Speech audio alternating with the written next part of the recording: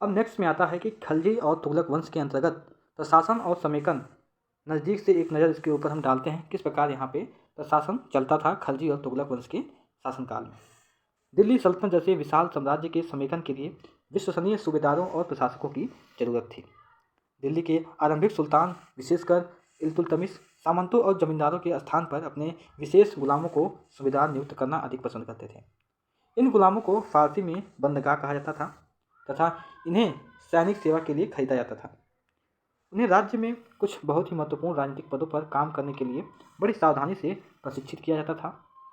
चूँकि पूरी तरह से वे अपने मालिक पर निर्भर होते थे, इसलिए सुल्तान भी विश्वास करके उन पर निर्भर हो सकते थे।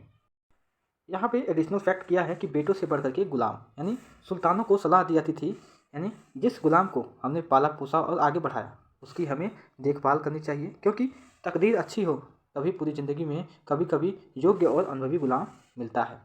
बुद्धिमानों का कहना है कि योग्य और अनुभवी गुलाम बेटे से भी बढ़ के होता है। ठीक है, अब आते हैं फिर से टॉपिक पे। खिलजी और तुगलक शासक बंदरगाह का इस्तेमाल करते रहें और साथ ही साथ अपने आश्रित निम्न वर्ग के लोगों को भी ऊंचे राजनीतिक पदों पर बिठाते रहे। ऐसे लोगों को सेनापति और सूबेदार जैसे पद दिए जाते थे, लेकिन इससे राजनीतिक अस्थिरता भी पैदा होने लगी थी। गुलाम और आश्रित अपने मालिकों और संरक्षकों के प्रति वे लोग वफादार तो होते थे और होते रहते थे, मगर उनके उत्तराधिकारी के प्रति वे नहीं रहते थे। नए सुल्तानों के अपने नौकर होते थे। फलस्वरूप किसी नए शासक के सिंहासन पर बैठते ही प्रायः नए और पुराने सरदारों के बीच टकराहट शुरू हो जाती थी।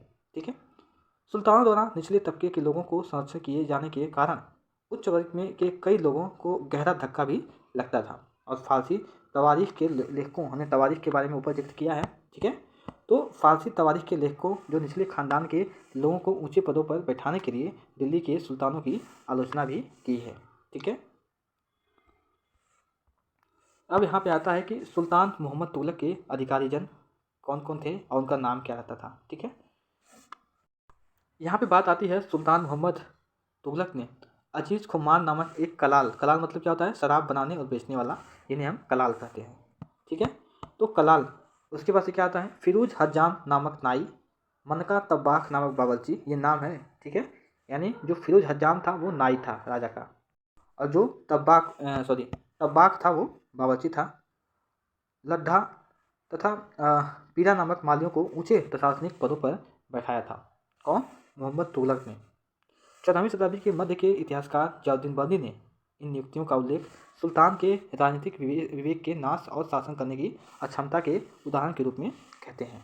ठीक है, मतलब जो जलालुद्दीन बर्नी हैं ये आलोचना करते हैं मोहम्मद बिन तुगलक की कि इनको क्यों यहाँ पे बिठाया गया है बड़े शासक के रूप में। ठीक है, अब यहाँ पे बात आती है कि पहले वाले सुल्तानों की तरह खलजी और तुगलक शासकों ने भी सेनानायक को भिन्न भिन्न आकार के इलाकों के सूबेदार के रूप में नियुक्त किया। ये इलाके इक्ता कहलाते थे और उन्हें संभालने वाले अधिकारी इक्तादार या मुक्ति कहे जाते थे। ध्यान रखिएगा इसको। ठीक है, कि जो भिन्न भिन्न इलाके थे सूबेदार के रूप में नियुक्त किए जाते थे उन्हें हम इक्ता कहते हैं, और जो अधिकारी यहाँ पे संभालते थे शासन के रूप में उन्हें हम इक्तादार या मुक्ति कहते थे। मुक्ति का जो फर्ज था वो सैनिक अभियान का नेतृत्व करना और अपने इक्तों में कानून और व्यवस्था बनाए रखना उनका कर्तव्य था। अपनी सैनिक सेवाओं के बदले वेतन के रूप में मुक्ति अपने इलाकों से राजस्व की वसूली किया करता थे। उसके बाद क्या होता था, राजस्व के रूप में मिली रकम से वे अपने सैनिकों को तनख्वाह भी देते थे।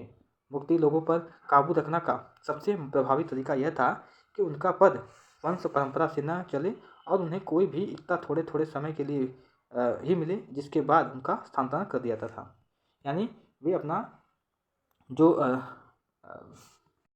प्रभाव है वो ज़्यादा न बना पाए, इसलिए जो राजा हैं वे उनका ट्रांसफ़र करते रहते थे एक स्थान से दूसरे स्थान तक। यानी कोई यहाँ तक 2 साल काम किया, फिर यहाँ पे 2 साल काम कर लेगा, क्योंकि उनके पास कई सारी जिम्मेदारियाँ आती हैं। जैसे हमने आपको बताया कि उनका काम रहता था कानून व्यवस्था को बनाए रखना और कर भी वहाँ के लोगों के द्वारा लेना, और कर को वहाँ के सैनिकों के अंदर वहाँ पे वेतन के रूप में देना। तो इस प्रकार की बड़ी जिम्मेदारियों को वे निभाते थे। तो एक ही स्थान पे रहेंगे तो अपने राज्य को भी कायम कर लेंगे, एक अलग राज्य बना सकते हैं। इसलिए जो मेन राजा थे वो इस बात का ध्यान रखते थे कि एक स्थान पे उनको न रखा जाए, उनका ट्रांसफ़र एक स्थान से दूसरे स्थान तक वे करते रहते थे। क्लियर है? सुल्तान अलाउद्दीन खिलजी और मोहम्मद तुगलक के शासनकाल में नौकरी के इन कठोर नियमों का बड़ी सख्ती से पालन होता था। मुफ्ती लोगों द्वारा एकत्रित किए गए राजस्व की रकम का हिसाब लेने के लिए राज्य द्वारा लेखा अधिकारी नियुक्त किए जाते थे। इस बात का ध्यान रखा जाता था कि मुफ्ती राज्य द्वारा निर्धारित कर जो राज्य निर्धारित करता है उसे ही जो मुफ्ती हैं उस हिसाब से कर वसूले जो राज्य निर्धारित किया है कि कितना कर किस स्थान पर लेना है। और सैनिक भी जो राज्य तय करेगा कि यहाँ पे कितने सैनिक रहेंगे उनको भी उन्हें रखना ही होगा। ठीक है। जब दिल्ली के सुल्तान शहरों से दूर आंतरिक इलाकों को भी अपने अधिकार में ले आए तो उन्होंने भूमि के स्वामी सामंतों और अमीर जो जमींदार थे उनको भी अपनी सत्ता के आगे झुकने को बाध्य कर दिए गए। अलाउद्दीन खिलजी के शासनकाल में भू राजस्व के निर्धारण और वसूली के कार्य को राज्य अपने नियंत्रण में ले आया। स्थानीय सामंतों से कर लगाने का अधिकार उन्होंने छीन लिया, बल्कि स्वयं उन्होंने कर चुकाने को बाध्य किया गया। जो वे लोग थे सामंत लोग थे, ठीक है, उनसे जो अधिकार था राज्यों से गांवों से जो कर लेते थे सामंत, उनसे यह अधिकार छीन लिया। कौन? अलाउद्दीन ने। और उनसे ये कहा कि आपको कर देना है, जो आपके पास खेती बाड़ी इतनी सारी है उनके हिसाब से आपको कर देना है, जैसे आम इंसान देते हैं। ठीक है। अब यहाँ पे बात आती है कि सुल्तान के प्रशासकों ने ज़मीन की पैमाइश की और इसका हिसाब बड़ी सावधानी से रखा। किसके लिए? कर के लिए, कि ज़मीन जितना है उन्होंने एरिया के हिसाब से कर को डिफाइन कर देते थे पहले ही। ठीक है। कुछ पुराने सामंत और जमींदार राजस्व के निर्धारण और वसूली अधिकारी के रूप में सल्तनत की नौकरी करने लगे थे।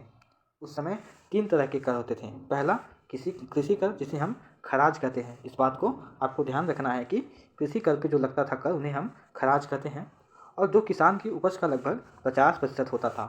दूसरा क्या है? मवेशियों पर जो कर लगता था, और तीसरा घरों पर जो कर लगता था। ठीक है।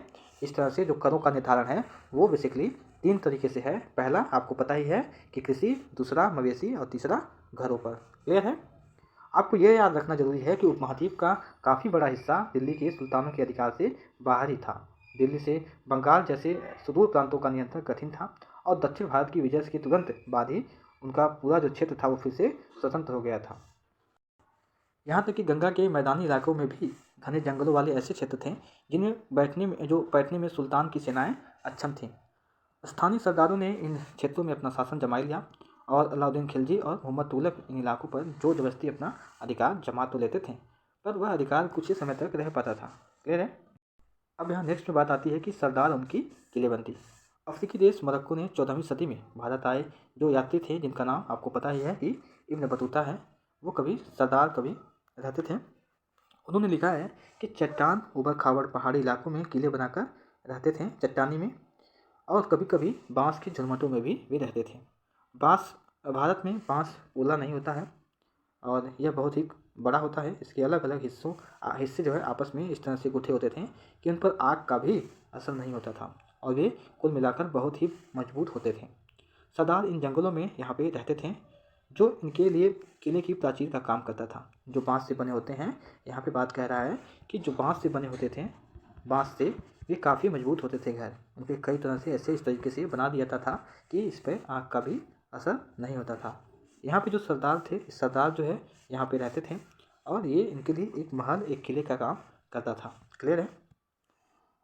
इस दीवार के घेरे में ही मवेशी और फसल रहते थे। उनके जो मेन किला है उसके चारों तरफ से इस तरह से किलेबंदी की जाती थी, और इसी के अंदर ही यहाँ पे मवेशी और जो लोग थे यहाँ पे रहते थे अंदर ही। यहाँ पर वर्षा का जो पानी है वो भी यहाँ पे एकत्र किया जाता था। इस तरह जो बलशाली सेनाएं हैं, इस तरह से जो बड़ी बड़ी बलशाली सेनाएं हैं उनको इस तरीके से हराया जाता था। इसलिए उन्हें प्रबल बलशाली सेनाओं द्वारा इन्हें हराया नहीं जा सकता था। ये सेनाएं जंगल में घुसकर खास तौर से इस प्रकार तैयार की जाती थीं। उनके जो औजार रहते थे वो भी बांसों से ही बने रहते थे, और वो काफ़ी मजबूत भी होते थे।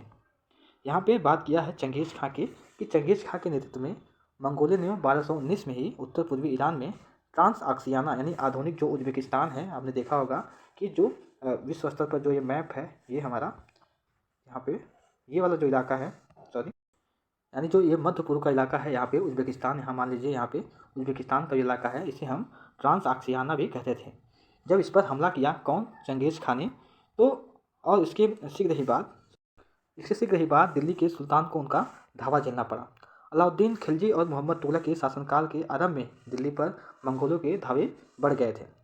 इससे मजबूर होकर दोनों सुल्तानों को एक विशाल स्थानीय सेना खड़ी करनी पड़ी। इतनी विशाल सेना को संभालने और प्रशासन के लिए भारी चुनौती थी।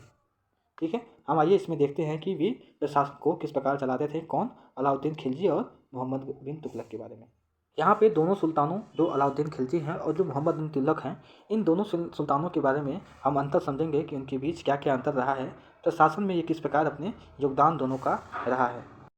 सबसे पहले नंबर पे देखते हैं अलाउद्दीन खिलजी में, जिनका पहला नंबर है कि दिल्ली पर 2 बार हमले किए। ये हम बात कर रहे हैं चंगेज़ खां की। हमने ऊपर पढ़ा है इसके पहले वाले पार्ट में कि चंगेज़ खां जो है दिल्ली पर आक्रमण करता है, तो उस आक्रमण में 2 सुल्तान आते हैं, पहला अलाउद्दीन खिलजी और दूसरा मोहम्मद तुगलक। ठीक है, तो जब चंगेज़ खां यहाँ पे आक्रमण करता है तो उस समय दिल्ली पर 2 बार हमले हुए, कौन, 1299 और 1300 में पहला हमला, और 1302 से लेकर के 1303 तक दूसरा हमला। इनका सामना करने के लिए अलाउद्दीन खिलजी ने एक विशाल सेना, अस्थायी सेना खड़ी कर दी। ठीक है, अब यहाँ पे आते हैं मोहम्मद तुगलक के बारे में। यहाँ पे आता है कि मोहम्मद तुगलक के शासन के प्रारंभिक वर्षों में सल्तनत जो है उस पर हमला हुआ, मंगोल सेना इससे परास्त हो गई। मोहम्मद तुगलक को अपनी सेना की शक्ति और अपने संसाधन पर इतना विश्वास था कि उसने ट्रांस आक्सियाना पर आक्रमण की योजना बना ली, और एक स्थायी सेना तैयार करना उसका एक आक्रामक कदम इसमें से एक था। ठीक है, हमने देखा सबसे पहला पार्ट। दूसरा क्या है कि अलाउद्दीन खिलजी ने अपने सैनिकों के लिए सिरी नामक एक नया गैरिसन शहर बनाया। हमने गैरिसन के बारे में देखा कि गैरिसन क्या होते हैं। ठीक है, दूसरा क्या है, नया गैरिसन बनाने के स्थान पर दिल्ली के 4 शहरों में सबसे पुराने शहर जो है दिल्ली ए कोहना को निवासियों से खाली करवाकर वहाँ सैनिक छावनी उसने बनवा दी, कौन, मोहम्मद तुगलक ने। ठीक है, और पुराने शहर के निवासियों को दक्षिण में बनाई गई जो राजधानी थी जिसका नाम था दौलताबाद, वहाँ पे उसको भेज दिया गया। ठीक है, हम अंतर पढ़ रहे हैं किसका, यहाँ पे अलाउद्दीन खिलजी का और यहाँ पे तुगलक का। ठीक है, सेकेंड जो थर्ड नंबर आता है वो क्या है, इसने क्या किया, ये कंडीशन क्या है, जब चंगेज़ खां ने भारत पर आक्रमण किया था तो उस समय जो 2 हमारे शासक थे, जो अलाउद्दीन खिलजी थे यहाँ पे और यहाँ जो तुगलक थे, उन्होंने क्या क्या कदम उठाए अपने अपने शासनकाल में, बेसिकली यहाँ पे बताया गया है। ठीक है, तो सैनिकों, यहाँ उसने बताया थर्ड वाला कि सैनिकों को पेट भरने की समस्या को गंगा यमुना के बीच की भूमि से कर के रूप में खेती की पैदावार इकट्ठी करके हल किया, और किसानों की पैदावार का 50% हिस्सा कर के रूप में लेना उसने तय कर दिया। ठीक है, और इसने क्या किया कि सेना को खिलाने के लिए उसी इलाके में खाद्यान्न इकट्ठा किया, लेकिन सैनिकों की विशाल सेना की ज़रूरत पूरा करने के लिए सुल्तान ने कोई भी अतिरिक्त कर नहीं लगाया, जैसा कि इसने लगाया 50% का। ठीक है, अब यहाँ पे बात आती है कि सैनिकों को वेतन भी देने होते हैं। अलाउद्दीन ने सैनिकों की एकता के स्थान पर नगद जो वेतन है उसने देना तय किया। सैनिक अपना आवश्यक सामान दिल्ली के व्यापारियों से खरीदते थे और यह आशंका थी कि व्यापारी अपनी चीज़ों की कीमतें बढ़ा देंगे। इसे रोकने के लिए अलाउद्दीन ने दिल्ली की चीज़ों की कीमतों पर नियंत्रण लागू कर दिया। अफसर बड़ी सावधानी से कीमतों का सर्वेक्षण करते थे और जो व्यापारी निश्चित दरों का उल्लंघन करते उन्हें सजा मिलती थी। ठीक है, अब इसने क्या किया, मोहम्मद तुगलक ने भी सैनिकों को नगद वेतन देता था वो भी, लेकिन कीमतों पर नियंत्रण करने की जगह उसने कुछ आज की कागजी मुद्रा की तरह टोकन यानी सांकेतिक मुद्रा चलाई। ये सिक्के धातु के बने होते थे, लेकिन सोने चांदी के न होकर के सस्ती धातु के भी बने होते थे। 14वीं सदी के लोगों को इस मुद्रा पर भरोसा नहीं था, वे बड़े चतुर थे। अपने सोने चांदी के सिक्के को ये बचाकर रख लेते थे और अपने तमाम जो कर थे इस टोकन मुद्रा से ही चुकाते थे। इस सस्ती मुद्रा जैसे जाली सिक्कों भी बड़ी आसानी से बनाए जा सकते थे, जाली सिक्के भी, इसीलिए लोग इसको दे देते थे। ठीक है, अब यहाँ लास्ट जो आता है वो क्या है कि अलाउद्दीन ने प्रशासनिक कदम काफ़ी सफल रहे हैं, जो इसके प्रशासनिक कदम रहे हैं, और इतिहासकार ने कीमतों में कमी और बाजार में वस्तुओं की कुशलता से आपूर्ति के लिए उसके शासनकाल की बहुत ही प्रशंसा की है। मंगोल आक्रमण के खतरे का उसने सफलतापूर्वक सामना किया है, कौन, अलाउद्दीन खिलजी। ठीक है, और यहाँ पे जो तुगलक वंश है, मोहम्मद तुगलक द्वारा जो उठाए गए प्रशासनिक कदम थे वो बेहद ही असफल रहे हैं। कश्मीर पर उसका आक्रमण पूरी तरह से विफल रहा है, तो उसने तुरान पर हमला करने का इरादा था उसने छोड़ दिया और अपनी विशाल सेना को भंग कर दिया। इस बीच उसने प्रशासन संबंधी जो कदम उठाए थे उसमें कई परेशानियां पैदा हो गई। दौलताबाद ले जाने वाले लोग थे वो बहुत ही नाराज़ हो गए थे। हमने ऊपर डिस्कस किया कि दौलताबाद जो लोग वहाँ पे चले गए थे, जिनको बस्तियों में खाली करा करके एक स्थान से दूसरे स्थान तक भेज दिया था, तो वे लोग जो वहाँ पे चले गए थे वे काफ़ी नाराज़ थे और करों में वृद्धि और गंगा यमुना के दोआब में अकाल से विशुद्ध जनता बगावत पर उतर आई और मोहम्मद तुगलक को अंततः टोकन मुद्रा वापस लेनी पड़ी जो उसने चलाया था सस्ती मुद्रा के तौर पे। हमने ऊपर इसके बारे में देखा, ठीक है। तो इस तरह से हमें दोनों डिफरेंस में अंतर स्पष्ट कर चुके हैं कि जो अलाउद्दीन खिलजी, जो कि जब चंगेज़ खां भारत पे आक्रमण किया था तो उस समय दो प्रशासक थे, हमने जिक्र किया, पहला अलाउद्दीन खिलजी और दूसरा मोहम्मद तुगलक। तो जो अलाउद्दीन खिलजी की जो प्रणाली थी, चाहे वो प्रशासनिक स्तर पर हो, चाहे वो कर से संबंधित हो, चाहे वो वेतन के रूप में सैनिकों की देखभाल हो, वो सारी जो सब चीज़ें उसने शुरू की थी वो उसमें उसको सफलता मिली। और इस तरीके से उसने जब चंगेज़ खां इस पर आक्रमण किया था तो उस चंगेज़ खां के आक्रमण का उसने सफलतापूर्वक सामना किया। वहीं अगर हम इनकी बात करें तुगलक वंश की, तो इनके जो प्रशासनिक कदम थे वो असफल साबित हुए जब मंगोलों ने भारत पर आक्रमण किया। क्लियर। इन तमाम असमानताओं की गिनती करने में हम कभी कभी भूल जाते हैं कि सल्तनत के इतिहास में पहली बार दिल्ली के किसी सुल्तान ने मंगोल इलाके को फतह करने की अभियान योजना बनाई थी। जहां अलाउद्दीन खिलजी का बल प्रतिरक्षा करने पर था, वहां मोहम्मद तुगलक द्वारा उठाए गए कदम मंगोलों के विरुद्ध सैनिक आक्रमण की योजना का हिस्सा था। ठीक है।